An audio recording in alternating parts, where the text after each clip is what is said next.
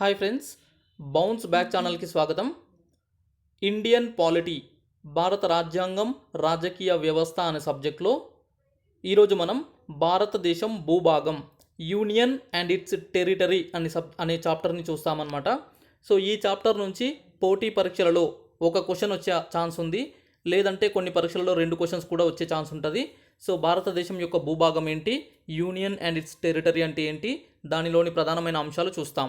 So భారత రాజ్యాంగంలో మొదటి పార్ట్ స్టార్ట్ అయ్యేది కూడా ఈ చాప్టర్ నుంచే. కాబట్టి ఈ చాప్టర్ తర్వాత నెక్స్ట్ చాప్టర్స్ కూడా డిపెండ్ అయి ఉంటాయి. కాబట్టి సో ఈ చాప్టర్ని క్లియర్గా వినండి, నోట్స్ తయారు చేసుకోండి, తర్వాత దాన్ని క్లియర్గా చదివి గుర్తుపెట్టుకునే ప్రయత్నం చేయండి. ఓకే, భారత రాజ్యాంగంలో పార్ట్ 1 ఓకే మరియు 1 నుంచి 4 నిబంధనలు. భారత రాజ్యాంగంలో పార్టులు, షెడ్యూళ్ళు, అదేవిధంగా నిబంధనలు అంటే ఆర్టికల్స్ ఉంటాయి. అందులో మొదటి పార్ట్ వచ్చేసి యూనియన్ అండ్ ఇట్స్ టెరిటరీకి సంబంధించి ఉంటుంది. అదేవిధంగా 1 నుంచి 4 నిబంధనలు 1 to 4 articles deal with union and its territory articles అంటాం. సో భారతదేశం భూభాగం గురించి వివరిస్తాయి ఇవన్నీ కూడా. పార్ట్ 1లో మనకు మొదటి ఆర్టికల్ వచ్చేసి భారత యూనియన్ పేరు మరియు భూభాగం. మన భారతదేశాన్ని భారత యూనియన్ అంటారు, దాని యొక్క పేరేంటి, భూభాగం ఏంటి అని చెప్పేసి మెన్షన్ చేస్తుంది. ఇక ఆర్టికల్ 2 రెండవ ఆర్టికల్ వచ్చేసి నూతన రాష్ట్రాల విలీనం మరియు ఏర్పాటు, నూతన రాష్ట్రాల చేరిక ఓకే మరియు ఏర్పాటు అనే అంశం పైన ఉంటుంది. నెక్స్ట్ ఆర్టికల్ 3 మూడవ ఆర్టికల్ వచ్చేసి కొత్త రాష్ట్రాల ఏర్పాటు, మార్పులు, సరిహద్దుల పేర్ల మార్పు ఇవన్నీ కూడా ఉంటాయి. ఆర్టికల్ 2 ఆర్టికల్ 3 రెండు ఒకటేలాగా అనిపిస్తవి. ఇక్కడ నూతన రాష్ట్రాల విలీనం ఏర్పాటు అని చెప్పేసి ఉంది, ఇక్కడ కూడా కొత్త రాష్ట్రాల ఏర్పాటు, మార్పులు, సరిహద్దు పేర్లు ఇవన్నీ కూడా ఉన్నాయి. దాని డిఫరెన్స్ ఏంటో తర్వాత తెలుస్తుంది మనకి. నెక్స్ట్ ఆర్టికల్ 4 వచ్చేసి 4వ నిబంధన వచ్చేసి 2 మరియు 3వ నిబంధనల ద్వారా జరిగిన మార్పులు చట్టాలకు అనుగుణంగా 1 మరియు 4వ షెడ్యూల్లో మార్పులు చేయాల్సి ఉంటుంది. అంటే షెడ్యూల్ 1 షెడ్యూల్ 4లో ఉన్న అంశాలు ఉంటాయి కొన్ని, వాటిని ఒకవేళ సెకండ్ ఆర్టికల్ నుంచి కానీ థర్డ్ ఆర్టికల్ నుంచి కానీ ఏదైనా రాష్ట్రాలకు సంబంధించి మార్పులు జరిగితే ఈ షెడ్యూల్లో కూడా మార్పులు చేయాల్సి ఉంటుంది అని చెప్పేసి ఈ అంశాన్ని పేర్కొనేది ఆర్టికల్ 4 అనేది వీటి గురించి చెప్తుంది. నెక్స్ట్ ఆర్టికల్ 1 గురించి తెలుసుకుందాం. ఆర్టికల్ 1 మొదటి నిబంధన పేరు, name okay, name of the country India, that is Bharat. India అనగా భారత్ అని చెప్పేసి మెన్షన్ చేయడం జరిగింది. India that is Bharat. ఎందుకు ఇలా మెన్షన్ చేశారంటే రాజ్యాంగ పరిషత్తులో భారతదేశం యొక్క భూభాగానికి సంబంధించి పేరు గురించి చర్చ వచ్చినప్పుడు కొంతమంది మేధావులు ఏమన్నారంటే భారత్ అని చెప్పేసి పెట్టాలి అన్నారు, ఇంకొంతమంది ఏమన్నారంటే ఇండియా అని పెట్టాలి అని చెప్పేసి అన్నారు. ఇలా 2 వర్గాలుగా వాదించడంతోన సో ఈ 2 పేర్లను కలిపి ఇండియా దట్ ఈస్ భారత్ అని చెప్పేసి ఇండియా అనగా భారత్ అని చెప్పేసి పెట్టడం జరిగింది. సో మన రాజ్యాంగంలో ఇండియా దట్ ఈస్ భారత్ అని చెప్పేసి ఉంటుంది. నెక్స్ట్ ఇండియా లేదా భారత్ను యూనియన్ ఆఫ్ స్టేట్స్ రాష్ట్రాల సమ్మేళనంగా పేర్కొనడం జరిగింది. ఫెడరేషన్ అని చెప్పేసి ఎక్కడ మెన్షన్ చేయలేదు, ఇండియన్ ఫెడరేషన్ అని చెప్పేసి మెన్షన్ చేయలేదు, యూనియన్ ఆఫ్ స్టేట్స్ అన్నారు, రాష్ట్రాల సమ్మేళనం ఓకే. సో కేంద్ర ప్రభుత్వాన్ని కూడా సెంట్రల్ గవర్నమెంట్ సెంటర్ అని చెప్పేసి అనలేదు, కేంద్రాన్ని సెంటర్ అని మెన్షన్ చేయలేదు, యూనియన్ అని చెప్పేసి మెన్షన్ చేశారు. So union of states. మనకు క్వశ్చన్ కూడా అడగొచ్చు, మన భారత రాజ్యాంగంలో భారతదేశం భూభాగంను ఏ విధంగా పేర్కొన్నారని చెప్పేసి Indian federation, union of states ఈ విధంగా ఇచ్చే ఛాన్స్ ఉంటుంది. యూనియన్ ఆఫ్ స్టేట్స్ అది గుర్తుపెట్టుకోండి. యూనియన్ ఆఫ్ స్టేట్స్గా పేర్కొనడం గల కారణాలు ఉన్నాయి. సో ఏంటంటే మొదటిది వచ్చేసి రాష్ట్రాలు ఒప్పందం కాదు. అంటే ఫెడరేషన్స్ ఎట్లా ఏర్పడతాయంటే ఒక రాష్ట్రం, 2 రాష్ట్రాలు, 3 రాష్ట్రాలు ఇలా రాష్ట్రాలన్నీ కలిపి ఒక దేశంగా ఉండడానికి ఒప్పందం చేసుకొని ఒక డీలింగ్, ఒక అగ్రిమెంట్ ద్వారా ఏర్పడతాయి. సో ఇక్కడ మన దేశంలో వచ్చినటువంటి ఈ రాష్ట్రాలు ఇదంతా కూడా ఒప్పందం ద్వారా కాదు, మన దేశం ఒప్పందం ద్వారా ఏర్పడినటువంటి రాష్ట్రాలు కాదు. సో అందుకని చెప్పేసి ఈ పాయింట్ కోసం యూనియన్ ఆఫ్ స్టేట్స్ అని పెట్టారు. నెక్స్ట్ ఏ రాష్ట్రానికి కూడా యూనియన్ నుండి విడిపోయే హక్కు లేదు. ఏదైనా ఒక రాష్ట్రం నేను ఈ యూనియన్లో ఉండను, ఇండియన్ యూనియన్ నుంచి నేను సపరేట్ అవుతాను అంటే కుదరదు. ఎందుకంటే మనకు అలాంటి ఫెసిలిటీ లేకుండా మన దేశ ఐక్యతను, సమగ్రతను కాపాడే విధంగా తీసుకొచ్చారు. ఇంకా ఆర్టికల్ 1 ప్రకారం భారత భూభాగం అనగా భారత భూభాగం అంటే ఏంటి అంటే రాష్ట్రాలు, states, territories of states. Next కేంద్ర పాలిత ప్రాంతాలు, యూనియన్ టెరిటరీస్. ఆర్జిత ప్రాంతాలు, అక్వైర్డ్ టెరిటరీస్. అంటే మన భూభాగం అంటే ఈ 3 రకాలు ఉంటుంది. రాష్ట్రాలు ఉంటాయి, కేంద్ర పాలిత ప్రాంతాలు ఉంటాయి, ఆర్జిత ప్రాంతాలు. ఏవైనా కొత్తగా ఏవైనా ప్రాంతాలు వచ్చి చేరితే అవి కూడా మన భారత భూభాగంలో, ఇండియన్ యూనియన్లో ఉంటాయి. రాష్ట్రాలు అనేవి సామాఖ్య వ్యవస్థలో సభ్యులు మరియు కేంద్రంతో అధికారాలు పంచుకుంటాయి. ఓకే, రాష్ట్రాలు అనేటివి సామాఖ్య వ్యవస్థలో, ఫెడరేషన్లో సభ్యులు మెంబర్స్గా ఉంటాయన్నమాట ఈ రాష్ట్రాలు, మరియు కేంద్రంతో అధికారాలు పంచుకుంటాయి. అంటే పవర్స్ అనేటివి స్టేట్స్, యూనియన్ మధ్యలో డిస్ట్రిబ్యూట్ అయ్యి ఉంటాయి. ఇక కేంద్రపాలిత ప్రాంతాలు అంటే ఏంటివంటే అంటే యూనియన్ టెరిటరీస్. అదేవిధంగా ఆర్జిత ప్రాంతాలు నేరుగా కేంద్రం ఆధీనంలో ఉంటాయి. రాష్ట్రాలేమో వాటికి సంబంధించి సొంతంగా ప్రభుత్వాలు ఉంటాయి. కానీ ఈ కేంద్రపాలిత ప్రాంతాలు, అదేవిధంగా ఆర్జిత ప్రాంతాలు, అక్వైర్డ్ టెరిటరీస్ వచ్చేసి, యూనియన్ టెరిటరీస్ వచ్చేసి మనకు సెంటర్ కంట్రోల్లో ఉంటాయి, కేంద్రం కంట్రోల్లో ఉంటాయి, యూనియన్ కంట్రోల్లో ఉంటాయి. సార్వభౌమాధికారం గల దేశంగా ఇండియా ఇతర ప్రాంతాలను కింది విధంగా పొందొచ్చు. మన దేశము సార్వభౌమాధికారం గల దేశము, సావరిన్ కంట్రీ, సర్వసత్తాక దేశం అని చెప్పేసి ఆల్రెడీ మనం మెన్షన్ చేసాము, చెప్పుకున్నాము. కాబట్టి మనము ఇతర ప్రాంతాల నుంచి, ఇతర దేశాల నుంచి భూభాగాలను పొందే అధికారం ఉంది, బయటకి బదిలీ చేసే అధికారం కూడా ఉంటుంది. అయితే ఈ పొందే అధికారం ఎట్లా ఉంటుంది అంటే లొంగదీసుకోవడం, సెషన్ అని చెప్పేసి అంటాము, CESSION. సో లొంగదీసుకోవడం అంటే ఎట్లా లొంగదీసుకుంటాము? ట్రీటీ, ఒప్పందం ద్వారా. ఒక ఒప్పందం చేసుకొని ఆ ప్రాంతం మనకు లొంగిపోయేలాగా చేస్తాం. లేదంటే పర్చేస్, కొనుగోలు, ఒక ప్రాంతాన్ని కొనుగోలు చేయొచ్చు. కొనుగోలు చేస్తే అది లొంగిపోయి మన దేశంలోకి వచ్చేస్తుంది. గిఫ్ట్ ద్వారా, బహుమానం ద్వారా కూడా తీసుకోవచ్చు. లీజు అంటే కౌలు, అంటే రెంట్ లాగా అట్లా కూడా తీసుకోవచ్చు. నెక్స్ట్ ఆక్రమణ, ఆక్యుపేషన్ అంటే ఆక్రమించుకోవచ్చు. నెక్స్ట్ గెలుచుకోవడం, అణిచివేయడం అంటే ఏదైనా ఒక ప్రాంతాన్ని గెలుచుకోవడం లేదా ఆ ప్రాంతాన్ని అణిచివేసి మనం తీసుకోవచ్చు. అంటే కాంక్వెస్ట్, సబ్జెక్షన్ అని చెప్పేసి, సబ్జుగేషన్ అని చెప్పేసి అంటాము. సో ఈ విధంగా మన దేశం ఇతర ప్రాంతాలను పొందే అధికారం ఉంది. అయితే ఒక ఇంపార్టెంట్ పాయింట్ గుర్తుపెట్టుకోవాలి, నోట్ అని చెప్పేసి ఇచ్చాను ఇక్కడ. భారత్ ఇతర ప్రాంతాలను అర్జించడం అనేది అంతర్జాతీయ చట్టాలకు అనుగుణంగా ఉండాలి. ఇంటర్నేషనల్ లాస్ కొన్ని ఉంటాయి, ఆ లాస్ని ఫాలో అవుతూ ఈ ప్రాంతాలను పొందే అధికారం ఉంటుంది. ఎలా పడితే అలా పొందడానికి లేదు, ఇంటర్నేషనల్ లాస్ ఫాలో అవ్వాల్సి ఉంటుంది. నెక్స్ట్ ఆర్టికల్ 2 రెండవ నిబంధన.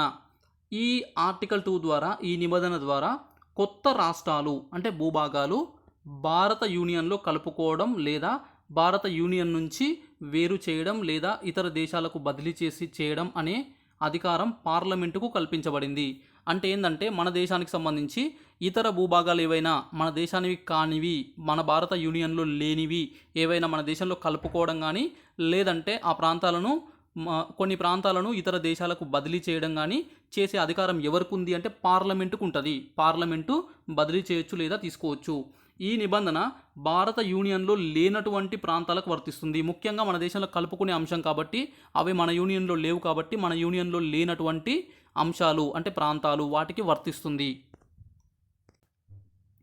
అయితే భారత భూభాగంలో కొత్త ప్రాంతాలను చేర్చుకునేటప్పుడు మరియు ఇతర దేశాలకు బదలాయించినప్పుడు పార్లమెంట్ అనేది ప్రత్యేక మెజారిటీతో రాజ్యాంగ సవరణ చేయాలి.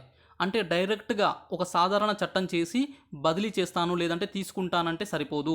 ప్రత్యేక స్పెషల్ మెజారిటీతో కాన్స్టిట్యూషనల్ అమెండ్మెంట్ చేయాలి, రాజ్యాంగ సవరణ చేయాలి అని చెప్పేసి ఎప్పుడు పేర్కొన్నారంటే 1960లో బేరుబారి అనే ఒక ప్రాంతం ఉంటుంది. బేరుబారి వర్సెస్ యూనియన్ ఆఫ్ ఇండియా కేసులో సుప్రీంకోర్టు పేర్కొన్నది. బేరుబారి అనే ప్రాంతం పశ్చిమ బెంగాల్, వెస్ట్ బెంగాల్లో ఉన్నటువంటి ఒక ప్రాంతం. సో ఈ ప్రాంతాన్ని మనము బంగ్లాదేశ్, ఇప్పుడున్న బంగ్లాదేశ్ కానీ ఆ సమయంలో పాకిస్తాన్ అనమాట, ఆ పాకిస్తాన్కి, తూర్పు పాకిస్తాన్కి బదిలీ చేయడం జరిగింది. ఆ సమయంలో సుప్రీంకోర్టు ఏం చెప్పిందంటే ఎలా పడితే అలా బదిలీ చేయడం కుదరదు, సో రాజ్యాంగ సవరణ చేయాలి అని చెప్పేసి పేర్కొనడం జరిగింది. అంటే మనము ఈ 2వ ఆర్టికల్ ద్వారా ఏమైనా మార్పులు చేస్తే ఖచ్చితంగా కాన్స్టిట్యూషనల్ అమెండ్మెంట్ చేయాల్సి ఉంటుంది. 1960 9వ సవరణ, దీనికి అనుగుణంగానే 9th అమెండ్మెంట్ తీసుకొచ్చారు. సో బేరుబారి అనే ప్రాంతం పాకిస్తాన్కు బదిలీ చేయబడింది 1960లో 9వ సవరణ తీసుకురావడం ద్వారా, రాజ్యాంగ సవరణ. నెక్స్ట్ 1961లో 10వ రాజ్యాంగ సవరణ తీసుకొచ్చారు. అప్పుడు దాద్రా నగర్ హవేలీ అనే ప్రాంతం భారత్లో చేరింది. భారత్లోకి దాద్రా నగర్ హవేలీని తీసుకున్నారు. నెక్స్ట్ 1961 12వ రాజ్యాంగ సవరణ 12th కాన్స్టిట్యూషనల్ అమెండ్మెంట్ యాక్ట్ దాని ద్వారా గోవా, డామన్ డయ్యూ భారత్లో చేరిపోయినవి. నెక్స్ట్ 1962 14వ సవరణ 14th కాన్స్టిట్యూషనల్ అమెండ్మెంట్ యాక్ట్ ద్వారా పాండిచ్చేరి అనే ప్రాంతం 4 ప్రాంతాలు ఉంటాయి. ఈ పాండిచ్చేరి భారత్లో చేరింది. వాటితో పాటు 1975లో 36th అమెండ్మెంట్ యాక్ట్ నుంచి సిక్కింను భారత్లో రాష్ట్రంగా చేర్చారు. సిక్కింని 36th సవరణ ద్వారా భారతదేశంలో రాష్ట్రంగా చేర్చారు. Okay, next 35th amendment act కూడా ఉంటుంది దానికంటే ముందు. దాని ద్వారా సిక్కింని భారతదేశంలో ఒక రక్షిత ప్రాంతంగా తీసుకున్నారు. కానీ పూర్తిగా మన దేశంలో రాష్ట్రంగా ఎట్లా వచ్చిందంటే 36th అమెండ్మెంట్ యాక్ట్ ద్వారా 1975. నెక్స్ట్ లేటెస్ట్గా 2015లో కూడా 100వ రాజ్యాంగ సవరణ 100th కాన్స్టిట్యూషనల్ అమెండ్మెంట్ యాక్ట్ నుంచి ఇండియా, బంగ్లాదేశ్ కొన్ని ప్రాంతాలు మనకిచ్చారు, కొన్ని ప్రాంతాలు మనం వాళ్ళకి ఇచ్చాము. బదలాయింపు జరిగింది, ఎక్స్చేంజ్ అనేది జరిగింది. 100వ రాజ్యాంగ సవరణ 2015. ఇవన్నీ కూడా సెకండ్ ఆర్టికల్ నుంచి జరిగినాయి కాబట్టి రాజ్యాంగ సవరణ చేసే ఈ మార్పులు అనేవి చేయడం జరిగింది. ఆర్టికల్ 3 3వ నిబంధన గురించి తెలుసుకుందాం. ఈ నిబంధన ఇదివరకే భారత భూభాగంలో ఉన్న ప్రాంతాలకు సంబంధించిన మార్పులు తెలుపుతుంది. ఆర్టికల్ 2 ఏమో మన దేశంలో లేనటువంటి ప్రాంతాల గురించి, ఆర్టికల్ 3 అనేది ఆల్రెడీ ఉన్న ప్రాంతాలకు సంబంధించి మార్పుల గురించి. సో దీని ద్వారా మనం నూతన రాష్ట్రాన్ని ఏర్పాటు చేయొచ్చు. ఫార్మేషన్ ఆఫ్ న్యూ స్టేట్స్ అంటాము. రాష్ట్ర విస్తీర్ణం పెంచొచ్చు, ఏరియా ఇంక్రీజ్ చేయొచ్చు. నెక్స్ట్ రాష్ట్ర విస్తీర్ణం తగ్గించవచ్చు, ఏరియా డిక్రీజ్ అని చెప్పేసి అంటాము. రాష్ట్ర సరిహద్దుల మార్పు అంటే బౌండరీస్ ఉంటాయి కదా, ఈ బౌండరీస్ కూడా చేంజ్ చేయొచ్చు. నెక్స్ట్ రాష్ట్రాల పేర్ల మార్పు. మనకు తెలుసు రాష్ట్రాలు పేర్లు మారుతూ ఉంటాయి. ఈ పేర్ల మార్పు కూడా మనం ఈ 3వ నిబంధన 3rd ఆర్టికల్ ద్వారా తీసుకురావచ్చు. ఓకే, నోట్ అని చెప్పేసి ఇక్కడ ఒక ఇంపార్టెంట్ పాయింట్ ఇచ్చాను. ఆర్టికల్ 2, 3ల మధ్య తేడాలు ఏంటివి? ఆర్టికల్ 2, 3 ఒకేలాగా అనిపిస్తున్నాయి కదా, తేడా ఏంటంటే ఆర్టికల్ 2 భారత యూనియన్లో లేని ప్రాంతాలకు సంబంధించింది. ఆర్టికల్ 3 ఏంటిది? భారత యూనియన్లో ఉన్న ప్రాంతాలకు సంబంధించింది. ఆర్టికల్ 2 వచ్చేసి రాజ్యాంగ సవరణ తప్పనిసరి. ఆర్టికల్ 3లో రాజ్యాంగ సవరణ అవసరం లేదు, మామూలుగా బిల్ పాస్ చేస్తే సరిపోతుంది. నెక్స్ట్ ఆర్టికల్ 3 గురించి ఇంకో పాయింట్, ఇది రాష్ట్రాల పునర్వ్యవస్థీకరణకు సంబంధించింది. స్టేట్స్ రీఆర్గనైజేషన్ అనే ఒక పాయింట్ ఉంటుంది. స్టేట్స్ని రీఆర్గనైజ్ చేసి మార్పులు చేస్తుంటారు. సో ఈ స్టేట్స్ రీఆర్గనైజేషన్కి సంబంధించిన ఆర్టికల్ ఏది అంటే 3వ ఆర్టికల్. నెక్స్ట్ ఆర్టికల్ 4 4వ ఆర్టికల్. ఈ మొదటి భాగంలో ఫస్ట్ పార్ట్లో ఉండే భారత భూభాగానికి సంబంధించిన చివరి ఆర్టికల్ అన్నమాట. ఆర్టికల్ 4. ఆర్టికల్ 2, 3 ద్వారా చేసిన చట్టాలకు అనుగుణంగా 1 మరియు 4వ షెడ్యూల్లో మార్పులు చేయాలి. షెడ్యూల్స్ ఉంటాయి. షెడ్యూల్లో సంబంధిత అంశాలు ఉంటాయి. ఈ భారత భూభాగానికి సంబంధించిన అంశాలు కూడా 1, 4 అనే షెడ్యూల్లో ఉంటాయి. సో 2, 3 నిబంధనల నుంచి మనము ఏదైనా మార్పులు చేస్తే 1 అనే షెడ్యూల్లో ఉన్న అంశాలు, అదేవిధంగా 4 అనే షెడ్యూల్లో ఉన్న అంశాలను కూడా మార్పు చేయాల్సి ఉంటుంది. అయితే వీటికి ప్రత్యేకంగా మళ్ళీ చట్టాలు, రాజ్యాంగ సవరణలు అవసరం లేదు. ఆల్రెడీ మనం ఇక్కడ 2, 3 ఆర్టికల్లను మనం ఏదైనా మార్పులు చేస్తే డిఫాల్ట్గా ఇవి కూడా మారిపోతాయి. సో ఈ విధంగా మనము 1 మరియు 4వ షెడ్యూల్లో కూడా మార్పులు చేస్తాము. ఈ అంశం ఎక్కడ ఉంది అంటే మనకు పేర్కొనబడ్డది, మెన్షన్ చేయబడ్డది ఆర్టికల్ 4. 4th ఆర్టికల్లో ఈ అంశం మనకుంటుంది. ఓకే, సో రాష్ట్రాల ఏర్పాటు ప్రక్రియ మనం 1 నుంచి 4 ఆర్టికల్ వరకు first part of the constitution చూసాం కదా. అయితే కొన్ని ఇంపార్టెంట్ అంశాలు తెలుసుకోవాల్సి ఉంటుంది. అందులో ఒకటి రాష్ట్రాల ఏర్పాటు ప్రక్రియ. ఎట్లా ఏర్పాటు చేస్తారు ఒక రాష్ట్రం? ముఖ్యంగా ఈ మధ్యలో అంటే 2014లో తెలంగాణ రాష్ట్రం కూడా ఏర్పడింది కాబట్టి, ఆంధ్రప్రదేశ్ నుంచి విడిపోయింది కాబట్టి, సో ఇది తెలుసుకోవాల్సిన అవసరం ఉంటుంది. తెలంగాణ రాష్ట్ర ఉద్యమం, రాష్ట్ర ఏర్పాటు అనే తెలంగాణ మూమెంట్లో కూడా ఈ పాయింట్స్ మళ్ళీ రిపీట్ అవుతుంటాయి. సో ఇక్కడ తెలుసుకుంటే మీకు అక్కడ కూడా యూజ్ అవుతుంది. Process of the new states formation అని చెప్పేసి ఇచ్చాను. ఆర్టికల్ 3 3rd ఆర్టికల్ 3వ ఆర్టికల్ ద్వారా కొత్త రాష్ట్రాలు ఏర్పడుతుంటాయి. Okay, so friends state formation bill అనేది ఒకటి తయారు చేస్తారు. అంటే ఒక రాష్ట్రాన్ని ఏర్పాటు చేయడం కోసం. అంటే ఇక్కడ 2 రకాలుగా ఏర్పాటు చేస్తారు రాష్ట్రాలు. ఒకటేమో 2-3 ప్రాంతాలు కలిపి, 2-3 రాష్ట్రాలు కలిపి ఒక రాష్ట్రంగా తీసుకురావచ్చు. ఫర్ ఎగ్జాంపుల్ తెలుగు మాట్లాడే ప్రజలందరూ కూడా మనకు 1956లో ఆంధ్ర రాష్ట్రం నుంచి హైదరాబాద్ స్టేట్ నుంచి కలిపి ఆంధ్రప్రదేశ్గా ఏర్పాటు చేశారు. అంటే రెండు మూడు ప్రాంతాలను కలిపి ఒక రాష్ట్రం చేయొచ్చు. లేదంటే ఒక రాష్ట్రాన్ని ఇలా 2 రాష్ట్రాలుగా 3 రాష్ట్రాలుగా విడగొట్టొచ్చు. దానికి ఎగ్జాంపుల్ ఆంధ్రప్రదేశ్ నుంచి తెలంగాణ, ఆంధ్రప్రదేశ్ అని 2 రాష్ట్రాలుగా విడగొట్టడం జరిగింది. సో దానికి సంబంధించిన బిల్ అయితే ఉంటుంది. ఈ స్టేట్ ఫార్మేషన్ బిల్ ఒకటి తయారు చేసి ఏ సభలోనైనా ప్రవేశపెట్టవచ్చు. అంటే మనకు పార్లమెంటులో లోక్సభ, రాజ్యసభ అని ఉంటాయి. ఎగువ సభ, దిగువ సభ అంటాము. లోక్సభని దిగువ సభ అంటాము, రాజ్యసభని ఎగువ సభ అంటాము. Rajya Sabha means upper house, Lok Sabha means lower house. ఏ హౌస్లో అయినా ఈ బిల్లుని మనము ముందు ప్రవేశపెట్టవచ్చు, మూవ్ చేయొచ్చు. నెక్స్ట్, ఆర్థిక వనరులు పంపకాలు ఉంటే ఈ బిల్లులో ఆస్తుల పంపకాలు, ఆర్థిక వనరులకు సంబంధించిన అంశాలు కూడా ఉన్నట్లయితే అప్పుడు లోక్సభలో మాత్రమే ప్రవేశపెట్టాలి. సాధారణంగా రాష్ట్రాలకు సంబంధించిన బిల్లులలో కొత్త రాష్ట్రాల ఏర్పాటు బిల్లుకు సంబంధించి ముఖ్యంగా ఏదైనా రాష్ట్రం నుంచి విడిపోయినప్పుడు ఆర్థిక అంశాలు కూడా ఉంటాయి కాబట్టి లోక్సభలోనే ప్రవేశపెట్టాలి. అందుకే తెలంగాణ రాష్ట్ర బిల్లును కూడా లోక్సభలో ప్రవేశపెట్టారు. ఎందుకంటే తెలంగాణ రాష్ట్రానికి సంబంధించి జనాభా ప్రాతిపదికన ఆస్తులు, అప్పులు అన్నీ కూడా పంచబడ్డాయి కాబట్టి. ఇక ఈ బిల్లును రాష్ట్రపతి ముందు అనుమతితోనే ప్రవేశపెట్టాలి. లోక్సభలో అయినా సరే, రాజ్యసభలో అయినా సరే, ఎందులో ప్రవేశపెట్టినా ముందు రాష్ట్రపతి, ప్రెసిడెంట్ పర్మిషన్ తీసుకోవాలి. సంబంధిత బిల్లును పార్లమెంటులో ప్రవేశపెట్టే ముందు ప్రభావితం అవుతున్న రాష్ట్ర శాసనసభల అభిప్రాయాన్ని రాష్ట్రపతి కోరుతాడు. అంటే ఇప్పుడు అది ఏ రాష్ట్రానికి సంబంధించి, అది దాని ఇన్ఫ్లుయెన్స్ ఏ రాష్ట్రాల మీద ఉంటుంది అని అయితే మనకు తెలుస్తుందో ఆ రాష్ట్రాలకు మనకు ప్రెసిడెంట్ ఏం చేస్తాడంటే ఆ బిల్లు పైన అభిప్రాయాన్ని కోరుతాడు ఆ రాష్ట్ర శాసనసభలని. అంటే అసెంబ్లీ కావచ్చు, శాసన మండలి కావచ్చు. సో ఎగ్జాంపుల్ ఏంటంటే మనకు ఏపీ నుంచి తెలంగాణ ఏర్పడ్డది కదా, అప్పుడు ఈ ఆంధ్రప్రదేశ్ ప్రభుత్వం ఉంది కాబట్టి ఆంధ్రప్రదేశ్ రాష్ట్రానికి ఈ బిల్లు అంటే తెలంగాణ సపరేషన్కి సంబంధించిన బిల్లును పంపించారు.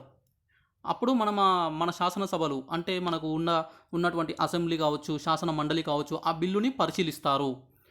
రాష్ట్రపతి సూచించిన సమయంలోపు అభిప్రాయం తెలియజేయాలి. రాష్ట్రపతి ఏం చేస్తాడు, బిల్లు పంపించి దీనిపైన మీ అభిప్రాయం ఈ టైం లోపల, ఇన్ని రోజులకు, ఈ డేట్ లోపల తెలపండి అని చెప్పేసి మెన్షన్ చేస్తాడు. ఆ నిర్ణీత గడువు లోపల దానిపైన నిర్ణయం తీసుకొని ఏదో ఒక అభిప్రాయాన్ని తెలియజేయాలి. ఈ అభిప్రాయాన్ని పార్లమెంట్ పరిగణలోకి తీసుకోవచ్చు, తీసుకోకపోవచ్చు. అంటే ఇప్పుడు ఆ రాష్ట్రం మనకు వద్దు అన్నా, చెయ్యండి అన్నా ఆ అభిప్రాయాన్ని పార్లమెంటు తీసుకోవచ్చు, ఎస్ కన్సిడర్ చేస్తాము అనొచ్చు. లేదంటే అవసరం లేదు, మీరు చెప్పింది మేము వినము అని చెప్పేసి కూడా వాళ్ళు నిర్ణయం తీసుకునే అధికారం ఉంటుంది. అందుకే ఏపీకి సంబంధించి ఏపీ ప్రభుత్వం తెలంగాణ రాష్ట్రానికి సంబంధించి వచ్చినటువంటి బిల్లుని వ్యతిరేకించింది, సపోర్ట్ చేయలే. వద్దు, తెలంగాణని ఏర్పాటు చేసే బిల్లు మేము సపోర్ట్ చేయమని చెప్పేసి ధర్నాలు, గొడవలు చేశారు.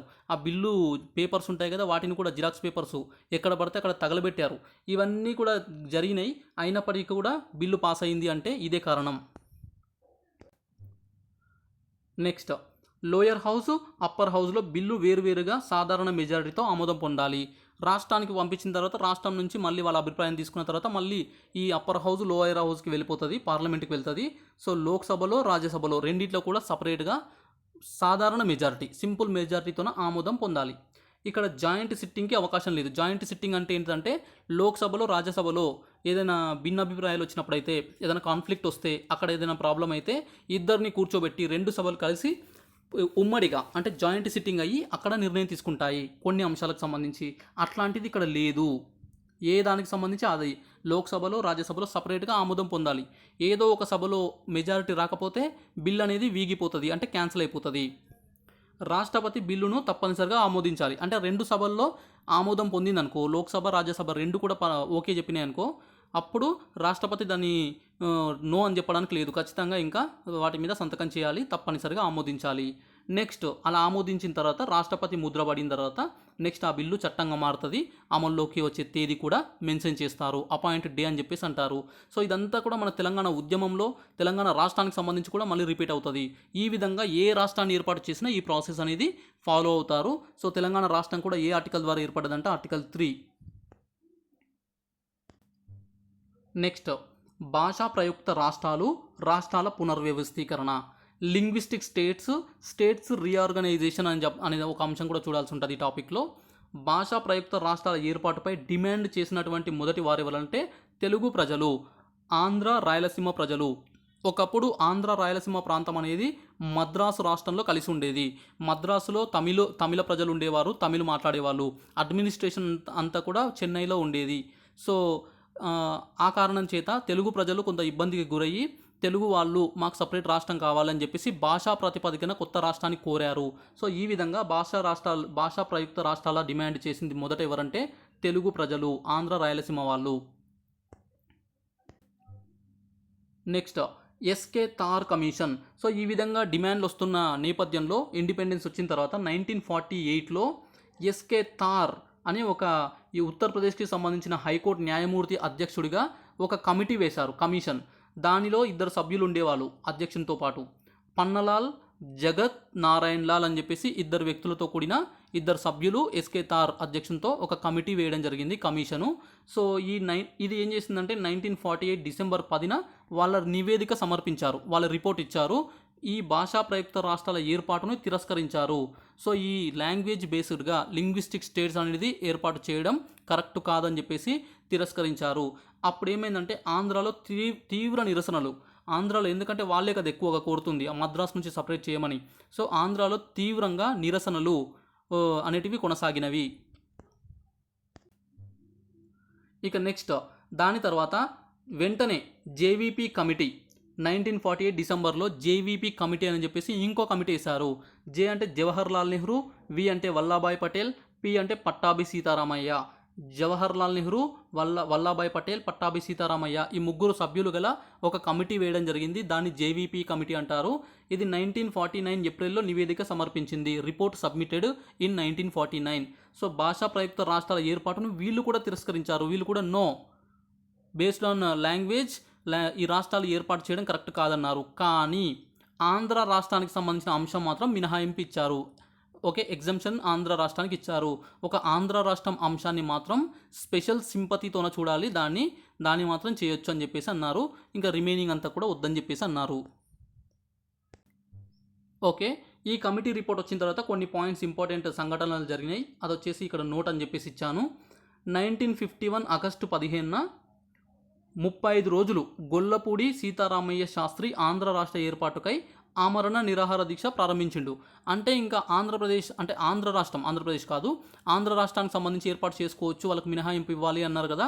ఇక వీళ్ళు ప్రొటెస్టన్ అంటే ఈ ధర్నాలు ఇవన్నీ స్టార్ట్ చేశారు. వెంటనే ఆంధ్ర రాష్ట్రాన్ని సపరేట్ చేయండి అని చెప్పేసి. సో ఆ విధంగా గొల్లపూడి సీతారామయ్య శాస్త్రి 35 డేస్ ఆమరణ నిరాహార దీక్ష చేసిండు. అతన్ని ఆచార్య వినోబా భావే ఆ దీక్షని విరమింపజేశాడు. నెక్స్ట్ 1952 అక్టోబర్ 19th నుంచి డిసెంబర్ 15th వరకు దాదాపు 58 రోజులు పొట్టి శ్రీరాములు ఆమరణ నిరాహార దీక్ష చేయడం జరిగింది. ఆ దీక్షలోనే మరణించడం జరిగింది. దానితో ఆంధ్ర అట్టుడికిపోయింది. అక్కడ పెద్ద ఎత్తున నిరసనలు, ఉద్యమాలు జరిగినాయి. సో వెంటనే తేరుకున్నటువంటి నెహ్రూ గారు 1952 డిసెంబర్ 19th నెహ్రూ ఆంధ్ర రాష్ట్ర ప్రకటన చేయడం జరిగింది. ఆంధ్ర రాష్ట్రాన్ని ఏర్పాటు చేస్తామని చెప్పేసి ప్రకటించారు. ఓకే, సో ఆంధ్ర రాష్ట్ర ఏర్పాటుపై కైలాస్నాథ్ వాంచు కమిటీ అని ఒక కమిటీ వేశారు. ఎట్లా ఏర్పాటు చేయాలి ఏంటి అని విధి విధానాలపైన, సో ప్రాసెస్ పైన. సో 1953 అక్టోబర్ 1న ఆంధ్ర రాష్ట్రం ఏర్పాటయ్యింది. నెక్స్ట్ రాజధాని వచ్చేసి కర్నూలు, హైకోర్టు వచ్చేసి గుంటూరు, సీఎం వచ్చేసి టంగుటూరి ప్రకాశం పంతులు. నెక్స్ట్ ఇంకా డిప్యూటీ సీఎం, గవర్నరు ఇవన్నీ కూడా మీరు కావాలంటే సెర్చ్ చేసి తెలుసుకోవచ్చు. ఇదంతా ఎందుకు చెప్పాను ఇక్కడ అంటే ఉద్యమంలో ఇదంతా కూడా చాలా ఇంపార్టెంట్ పాయింట్గా వస్తుంది తెలంగాణ మూమెంట్లో. సో పాలిటీలో కూడా ఇక్కడ రాష్ట్రాల ఏర్పాటు అనే ప్రక్రియ వచ్చింది కాబట్టి ఇక్కడ డిస్కస్ చేసాం. ఇక్కడ ఇంకోటి వెరీ వెరీ ఇంపార్టెంట్ పాయింట్ ఒకటి మెన్షన్ చేశాను. సో ఈ భాషా ప్రయుక్త రాష్ట్రాలకు సంబంధించి బిఆర్ అంబేద్కర్ గారు కూడా తన అభిప్రాయాన్ని తెలియజేయడం జరిగింది. సో భవిష్యత్తులో ఏం జరగబోతుందని కూడా ముందే ఊహించి ఇతను బిఆర్ అంబేద్కర్ గారు ఒక నిర్ణయం చెప్పారు. అతని దృష్టిలో ఏమంటారంటే ఒక రాష్ట్రం ఒక భాష మంచిదే, కానీ ఒక భాష ఒక రాష్ట్రం శ్రేయస్కరం కాదు. ఇది కన్ఫ్యూజంగా అనిపిస్తుంది మీకు, రెండు ఒకటేలాగా ఉంటాయి పదాలు. ఒక రాష్ట్రం ఒక భాష అంటే తెలంగాణ అనేది ఒక రాష్ట్రం, దానికి ఒక భాష ఉంటుంది. ఆంధ్రప్రదేశ్ అనేది ఒక రాష్ట్రం, దానికి ఒక భాష ఉంటుంది. కర్ణాటక అనేది ఒక రాష్ట్రం, దానికి ఒక భాష ఉంటుంది. అలా ఒక రాష్ట్రానికి ఒక భాషనే ఉండడం కరెక్టే, ఏం కాదు. కానీ ఒక భాషకు ఒక రాష్ట్రం అంటే తెలుగు మాట్లాడే అందరూ కూడా ఒక రాష్ట్రంగా ఉండాలనేది కరెక్ట్ కాదు. ఎగ్జాంపుల్, తెలుగు మాట్లాడే ఆంధ్ర సపరేట్ అయిపోయింది ఆంధ్రప్రదేశ్, తెలుగు మాట్లాడే తెలంగాణ సపరేట్ అయిపోయింది. అంటే ఒక భాషకు ఇప్పుడు 2 రాష్ట్రాలు అయినాయి. సో ఒకటే ఉండాలని నియమం ఏం లేదు, అది మంచిది కాదు అని చెప్పేసి అన్నారు. ఎందుకంటే ఒక భాషకు ఒక రాష్ట్రం ఉంటే భవిష్యత్తులో ఈ భాషాభిమానం, ప్రాంతీయతత్వం పెరిగిపోయి అది పీక్ స్టేజ్కి వెళ్ళిపోయి తర్వాత దేశ విభజనకే కారణం కావచ్చు అని చెప్పేసి కూడా హెచ్చరించడం జరిగింది. ఇక ఆంధ్ర రాష్ట్రం ఏర్పడిన తర్వాత అప్పుడు ఏమైందంటే ఇంకా మిగతా రాష్ట్రాలు కూడా ఆంధ్ర రాష్ట్రం ఏర్పాటు చేస్తారు కానీ మాకు ఏర్పాటు చేయరా అని చెప్పేసి మిగతా రాష్ట్రాలు కూడా అడగడం జరిగింది. వాళ్ళు నిరసన చేశారు. దాంతో ఫజల్ అలీ కమిషన్, ఎస్ఆర్సి అంటాం, స్టేట్స్ రీఆర్గనైజేషన్ కమిషన్ అంటాము, రాష్ట్రాల పునర్వ్యవస్థీకరణ కమిషన్ అనమాట.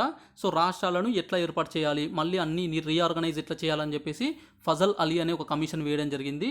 సో ఫజల్ అలీ కమిషన్లో ఫజల్ అలీ ఉంటాడు, అతనితో పాటు కేఎం ఫనిక్కర్, హెచ్ఎం కుంజురు అని చెప్పేసి కూడా ఉంటారు. ఈ పాయింట్స్ కూడా ఉద్యమంలో వస్తాయి. నెక్స్ట్ అక్టోబర్ 1955లో ఈ నివేదిక సమర్పించారు వీళ్ళు. భాషా ప్రయుక్త రాష్ట్రాల ఏర్పాటు యాక్సెప్ట్ చేశారు. SRC Fazal Ali commission accept చేసింది. ఒక భాష ఒక రాష్ట్రం డిమాండ్ అనేది రిజెక్ట్ చేశారు. అంబేద్కర్ గారు కూడా ఇదే చెప్పారు, ఒక భాషతో ఒక రాష్ట్రం ఉండొద్దు, ఒక భాష ఒక రాష్ట్రం ఒక భాష ఉండొచ్చు కానీ ఒక భాష ఒక రాష్ట్రం ఉండొచ్చు అన్నారు కదా. సో ఇక్కడ కూడా ఒక భాషకు ఒకటే రాష్ట్రం ఉండాలనే డిమాండ్ని రిజెక్ట్ చేశారు.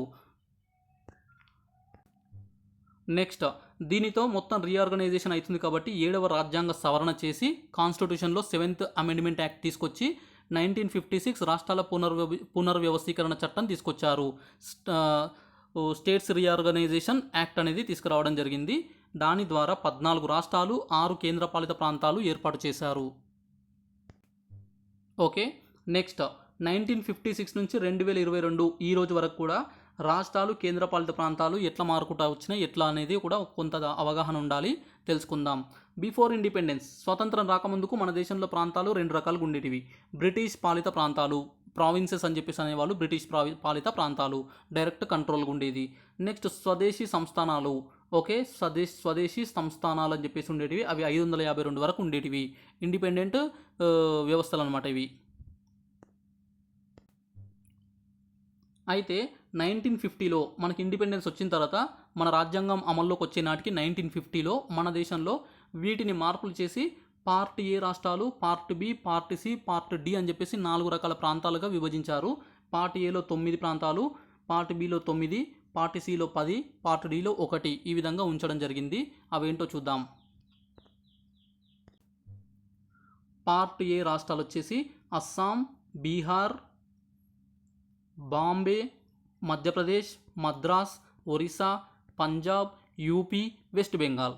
పార్ట్ బి వచ్చేసి హైదరాబాద్, జమ్మూ కాశ్మీర్, మధ్య భారత్, మైసూర్, పాటియాలా, తూర్పు పంజాబ్, రాజస్థాన్, సౌరాష్ట్ర, ట్రావెన్కోర్, కొచ్చిన్, వింధ్యప్రదేశ్. నెక్స్ట్ పార్ట్ సిలో అజ్మీర్, భోపాల్, బిలాస్పూర్, కూచ్ బెహార్, కూర్గ్, ఢిల్లీ, హిమాచల్ ప్రదేశ్, కచ్, మణిపూర్, త్రిపుర. నెక్స్ట్ పార్ట్ డిలో అండమాన్ అండ్ నికోబార్ ఐలాండ్స్. ఈ విధంగా 1950లో ఉన్నాయి. అయితే రాష్ట్రాల పునర్వ్యవస్థీకరణ, స్టేట్స్ రీఆర్గనైజేషన్ జరిగింది కదా 1956లో ఫజల్ అలీ కమిషన్ బేస్డ్గా. సో దాని ద్వారా స్టేట్స్ అండ్ యూనియన్ టెరిటరీస్గా, రాష్ట్రాలు మరియు కేంద్రపాలిత ప్రాంతాలుగా విభజించారు. 1956 రాష్ట్రాల పునర్వ్యవస్థీకరణ తర్వాత 14 రాష్ట్రాలు 6 కేంద్రపాలిత ప్రాంతాలు ఏర్పాటు చేయడం జరిగింది. అవేంటో చూద్దాం. స్టేట్స్ రాష్ట్రాలు వచ్చేసి ఆంధ్రప్రదేశ్, అస్సాం, బీహార్, బాంబే, జమ్మూ అండ్ కాశ్మీర్, కేరళ, మధ్యప్రదేశ్, మద్రాస్, మైసూర్, ఒరిస్సా, పంజాబ్, రాజస్థాన్, ఉత్తరప్రదేశ్, పశ్చిమ బెంగాల్. 14 రాష్ట్రాలు. 6 కేంద్రపాలిత ప్రాంతాలు అండమాన్ అండ్ నికోబార్ దీవులు, ఢిల్లీ, హిమాచల్ ప్రదేశ్, లక్షద్వీపులు, మినికాయ్ దీవులు, అమైన్ దీవులు ఇవన్నీ కలిపి ఒకటి, మణిపూర్. నెక్స్ట్ 6వది వచ్చేసి త్రిపుర ఉంటుంది. సో ఈ విధంగా 14 రాష్ట్రాలు 6 కేంద్రపాలిత ప్రాంతాలు 1956లో ఉన్నాయి. ఇక తర్వాత 1956 తర్వాత కూడా రకరకాల ప్రదేశాలలో రకరకాల రాష్ట్రాలను ఏర్పాటు చేయండి అనే డిమాండ్తోన రాష్ట్రాలు ఏర్పాటు చేస్తూనే వచ్చారు. సో ఆ విధంగా 14 తర్వాత 15వ స్టేట్ ఏది అంటే గుజరాత్. మే 1, 1960లో ఏర్పడింది. నెక్స్ట్ 16వ రాష్ట్రం వచ్చేసి నాగాల్యాండ్. 1 డిసెంబర్ 1963లో ఏర్పడింది. నెక్స్ట్ మధ్యలో ఉన్నాయని కూడా పెద్దగా అన్ని ఆర్డర్ గుర్తుపెట్టుకోవాల్సిన అవసరం లేదు. నెక్స్ట్ 28th అంటే లేటెస్ట్ వాటిలో ముందువి కాబట్టి 28th స్టేట్ వచ్చేసి జార్ఖండ్, 15th నవంబర్ 2000. ఇక లేటెస్ట్ వచ్చేసి 29th state Telangana state, 2 June 2014. ఇది రాష్ట్రాల యొక్క ఏర్పాటు. ఓకే, ఇక 2022 ఈ రోజు నాటికి స్టేట్స్ యూనియన్ టెరిటరీస్ ఏమున్నాయో చూద్దాం. సో యాజ్ ఆన్ డేట్ 2022లో ప్రస్తుతం 28 రాష్ట్రాలు 8 కేంద్రపాలిత ప్రాంతాలు ఉన్నాయి. బాగా గుర్తుపెట్టుకోండి. చాలా పుస్తకాలలో అప్డేట్ చేయలేదు. పాలిటీ బుక్స్ అనేటివి నేను 5-6 బుక్స్ చూశాను. 9 యూనియన్ టెరిటరీస్ అని చెప్పేసి ఇచ్చారు. 9 కాదు, లేటెస్ట్ అప్డేట్ 8. మీరు కావాలంటే గూగుల్లో సెర్చ్ చేయొచ్చు, తెలుసుకోవచ్చు. 28 రాష్ట్రాలు, 8 కేంద్రపాలిత ప్రాంతాలు. 2019లో జమ్మూ కాశ్మీరు రాష్ట్రంను 2 కేంద్రపాలిత ప్రాంతాలుగా మార్చడంతో, అంటే జమ్మూ కాశ్మీర్, లడఖ్ అని చెప్పేసి 2 యూనియన్ టెరిటరీస్ చేయడంతోన 28 రాష్ట్రాలు అంటే 29 నుంచి 28 రాష్ట్రాలకు తగ్గింది. కేంద్రపాలిత ప్రాంతాలు 7 నుంచి 9కి పెరిగింది. 9 కేంద్రపాలిత ప్రాంతాలు అయినవి. ఓకే, జమ్మూ కాశ్మీర్ని యూనియన్ టెరిటరీ చేయడంతోన 2, లడఖ్ కూడా యూనియన్ టెరిటరీ రావడంతోన 7 యూనియన్ టెరిటరీస్ 9 అయినాయి, 28 స్టేట్స్ అయినాయి. సో ఇది మాత్రమే పుస్తకాల్లో ఇచ్చారు. కానీ లేటెస్ట్గా 26 జనవరి 2020 2020లో ఏం చేశారంటే 2 కేంద్రపాలిత ప్రాంతాలు దాద్రా నగర్ హవేలీ, డామన్ డయ్యూ 2 కూడా కలిపేశారు. ఓకే, మిక్స్ చేసి ఒకటే కేంద్రపాలిత ప్రాంతంగా మార్చడం జరిగింది. సో ఇది లేటెస్ట్ అప్డేటు. సో 2020 నుంచి జనవరి 26 నుంచి ప్రస్తుతం 28 రాష్ట్రాలు, 8 కేంద్రపాలిత ప్రాంతాలు ఉన్నాయి. కేంద్రపాలిత ప్రాంతాలు 8 ఏంటంటే న్యూఢిల్లీ, చండీగఢ్, జమ్మూ కాశ్మీర్, లడఖ్, పాండిచ్చేరి, దాద్రా నగర్ హవేలీ, డామన్ డయ్యూ ఇవి కలిసిపోయినాయి. Next Andaman and Nicobar islands, లక్షద్వీపులు. సో ఇప్పుడు గుర్తుపెట్టుకోవాల్సింది 28 స్టేట్స్, 8 యూనియన్ టెరిటరీస్. ఓకే, 28+8 గుర్తుపెట్టుకోండి. సో ఇది భారత భూభాగానికి సంబంధించి 1 నుంచి 4 ఆర్టికలు, ఫస్ట్ పార్టు, రాష్ట్రాల పునర్వ్యవస్థీకరణ, ప్రస్తుతం ఉన్న రాష్ట్రాలు, ముఖ్యమైన ఇన్ఫర్మేషన్. నెక్స్ట్ వీడియోలో ఇంకో టాపిక్తో కలుద్దాం పాలిటిక్స్ సంబంధించి. సో వీడియో కంటెంట్ నచ్చింది అనుకుంటున్నాను. నచ్చితే లైక్ చేయండి, షేర్ చేయండి, మిత్రులకు షేర్ చేయండి, అలాగే సబ్స్క్రైబ్ చేసుకోండి. చూస్తూనే ఉండండి bounce back channel. Thank you so much.